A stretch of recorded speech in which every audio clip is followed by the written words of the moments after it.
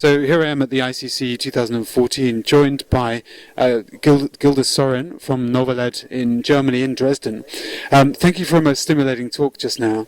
I have a few questions based on what you've talked about. The first of which is that you explained that a television, an OLED TV nowadays would cost about $9,000. But in future they will actually be cheaper than LCD TVs, is that right?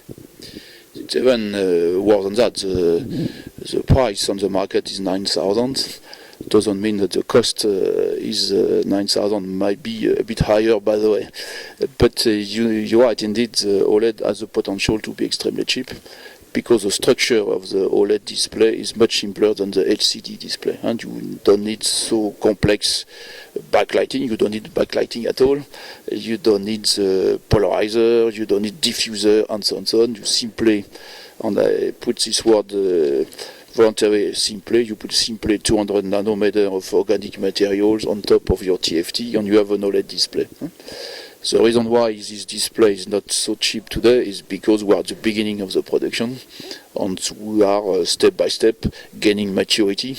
But important is the potential to be cheap is there. In fact, I do believe we have the same equation than what we have had in the past with the first flat display, which were extremely expensive compared to the beautiful picture tube, and we see where we are now. LCD display is much cheaper to produce with higher performance than picture tube, and it will be the same for the OLED in future. Excellent. As well as lowering the price, what are some of the other benefits that we can expect from OLED? I think you mentioned flexible. Yes, we have for the customer several advantages. The picture performance is better. Of course, the LCD performances are increasing every day, which is good for the display, but the OLED still keeps the gap with the better performances. But I see two additional advantages for the OLED. First, for the LCD maker, to produce an OLED would be better for him because, as I said, it will be cheaper soon, giving better performance to the customer and allowing to keep the competition outside, because if you want to produce an OLED display, you are first to master the LCD technology, the TFT.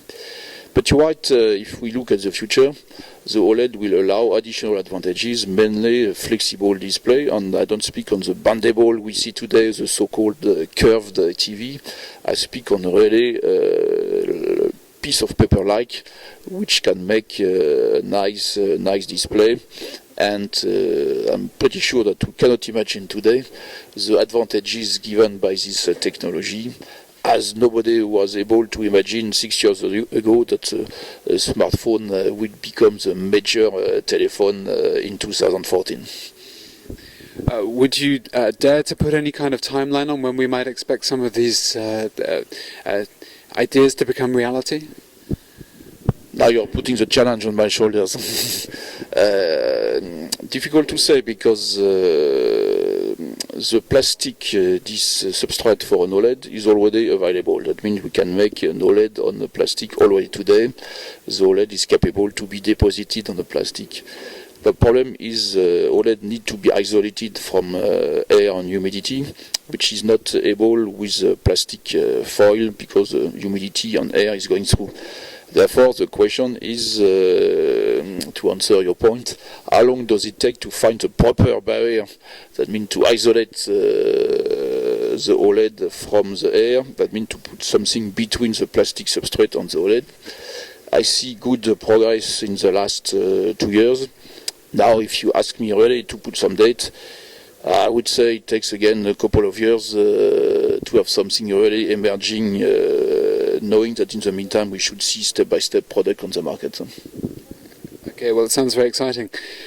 In which countries do you see the most active development and also potential for manufacturing of OLED displays in the future? It's a drama for US and drama for Europe, because we lost in the 80s the battle of the flat display. Therefore, we have to look at Asia. And Asia currently OLED is dominated by Korea, Samsung, LG. As we know, the Taiwanese makers are investing to come to the OLED business. I'm a bit anxious with Japan because I see Japan losing some position in the display currently. But when I look at China, I see a tremendous investments by the few key companies to become really OLED key players in the coming years. Therefore, I would say Korea will keep his leadership for the coming years, indeed, but the challenge will come from China. Well, thank you very much for sharing your insights with us today, and also, most importantly, for giving the opening keynote speech at ICC 2014. Thank you. You are welcome. Thank you. Wish you extremely good conference. Bye-bye.